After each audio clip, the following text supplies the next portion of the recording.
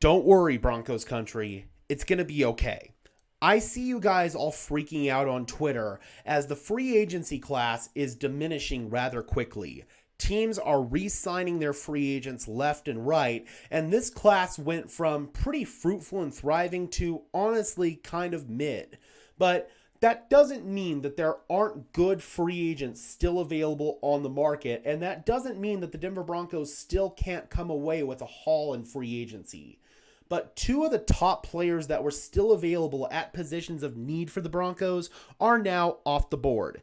It was just announced a few minutes ago that the Minnesota Vikings have re-signed Aaron Jones to a 2-year, $20 million deal with $13 million guaranteed, a $10 million average annual value. So the top running back available in this free agency class is now off the board. And with Zach Bond coming off the board a few days ago, a lot of people in Broncos country were starting to turn their attention to Nick Bolton as a possible free agent addition at linebacker. But he is staying in Kansas City on a 3-year, $45 million deal, $15 million average annual value with $30 million fully guaranteed. That is a lot of money. So that could be bad news for the Broncos depending on how you interpret it. But I gotta be honest, I don't think that the Broncos were going to bring in either one of these players. Nick Bolton, reports did come out that the Broncos were interested in him, but not paying him $15 million a year. I'm a little surprised that he actually re-signed with Kansas City. Reports coming out of there had indicated that they felt he couldn't run anymore and that he had lost a step athletically. Clearly, that was just some BS that they were throwing out there in order to sway teams from potentially being interested in him because they re-signed him on a max extension. But then we look at the running back room, and the Denver Broncos are obviously in a tough position because they do have a big need in the running back room, and it's probably going to be a little bit more expensive to fill that need in free agency, but there still are players available that you could definitely fill both of these needs with, as well as some of your other needs in free agency. Tight end is a big one. We're not going to address tight end in this video. I'm just going to stick with running back and linebacker here, but I do want to bring up a couple of examples of players that the Denver Broncos could be interested in to fill these big needs at running back and at linebacker. And we'll go ahead and start with running back. And I've talked about this player on the channel before, and I do believe that he has become an even more realistic option for the Broncos with Aaron Jones off the market, and that is Najee Harris of the Pittsburgh Steelers. I will say, there is still some concern that the Pittsburgh Steelers will re-sign Najee Harris. I do think that is a possibility. Reports have indicated that the Steelers are interested in doing so. But with Aaron Jones getting $10 million a year, that might have priced Harris out of the Steelers' range. The Broncos still can't afford to pay a running back. They can afford to make this kind of move. And Najee Harris, according to Spot Track, is projected to get a 3-year, about $27.5 million deal with, let's see, what was the guaranteed money? Oh, it didn't say the guaranteed money on that. But I do think that it's probably going to be somewhere around that $9.2 to $9.5 million average annual value. And I do think that the contract that he will sign will have a potential out after year 2. So only 2 years of that contract would be guaranteed. Then it would almost be like a team option for year 3. The team could get out of that contract relatively easily. So I do think that is a potential way that the deal would get structured for Najee Harris, be it Denver or whatever other team would elect to pay him. But I do think the Denver Broncos are going to be interested. Last year, they were dipping their toes in the running back market. They were interested in Josh Jacobs before he ultimately decided to sign with the Green Bay Packers. I think the Broncos are going to dip their toe in the running back market and free agency this year once again, and Najee Harris is probably your best option out there. He's rushed for over 1,000 yards in every single season of his career. He's only averaged over 4 yards per carry, I believe, once in his career. Don't quote me on that, but he's still a guy that you can get efficient production out of, and he's a great red zone threat, and that's something that the Denver Broncos really do need. And he's dependable.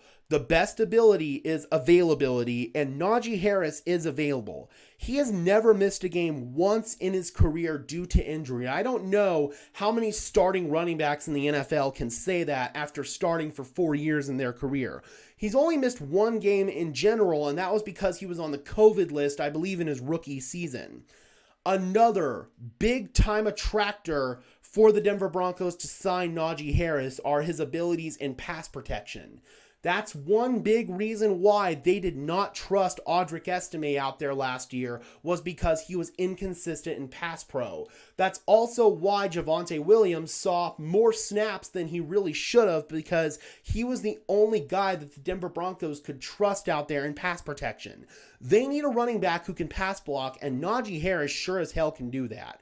I put a clip on Twitter of Najee Harris absolutely bulldozing a linebacker and flipping him up and putting him on his back. It was absolutely insane. So you want somebody who has that dog mentality as a running back, as a pass blocker, and Najee Harris certainly has that. I think that Najee would fit perfectly schematically for what the Denver Broncos are trying to do, and he's only 27 years old.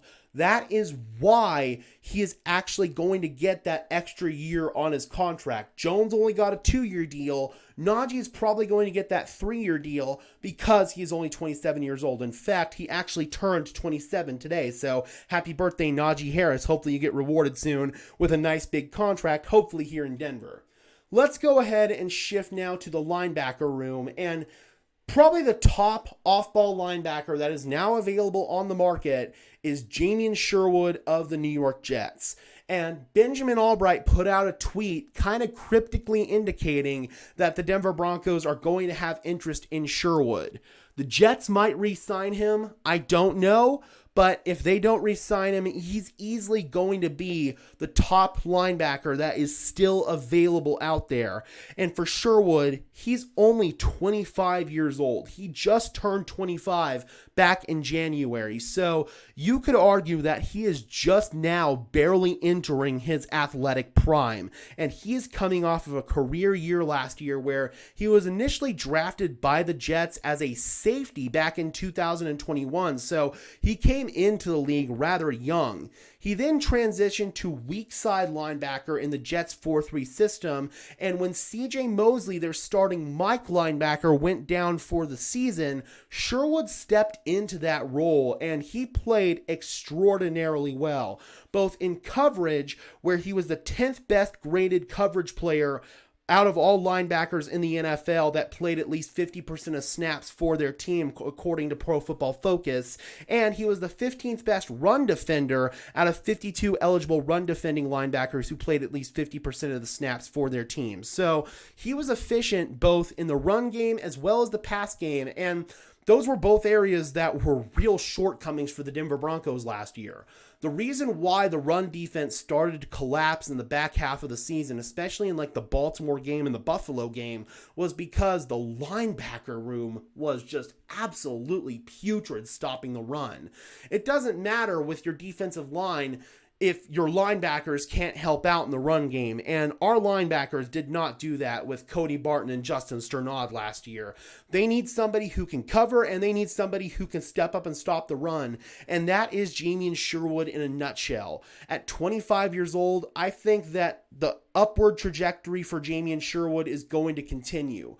Obviously, there is always that risk in a player having a breakout season in a contract year after not really doing a whole lot in previous seasons, but with Sherwood only being 25 years old and with how well that he played last year, I definitely think that that could be a strong option for the Denver Broncos. He's projected to get about $7.5 million roughly in average annual value. PFF had it at $7.75 million on a 2-year deal, so $15.5 million total. And then Spot Track has it at 2 years, $14 million. It might go up a little bit more than that in light of the Zach Bond and the Nick Bolton contracts, but I still think that getting Jamien Sherwood could be an excellent value bargain for the Denver Broncos, and they could be potentially landing a starting caliber player here in a guy like Jamien Sherwood. All right, Broncos country, I am very curious. Do either one of these players move the needle for you? Because I think both of them have pretty strong chances to be Denver Broncos. Sherwood is pretty highly likely at this point. Najee Harris, he's the best running back that's still available. Rico Dowdle is also out there, but I think that the likelihood is high that Dowdle is going to be re-signed by the Dallas Cowboys.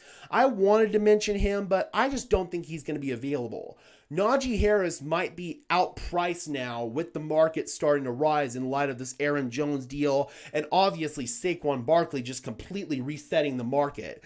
Najee Harris is not going to get anything close to what Saquon Barkley got, but he's probably going to settle in pretty nicely right there behind Aaron Jones, and I expect him to get the bag. So let me know if either one of these moves move the needle for you. Drop those comments in the comment section below, Broncos country. I would love to hear your thoughts, as always.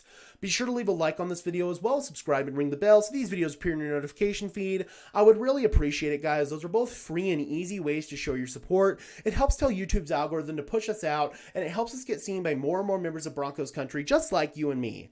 And until next time, guys, I'm your host, Gage Madrid, saying peace out.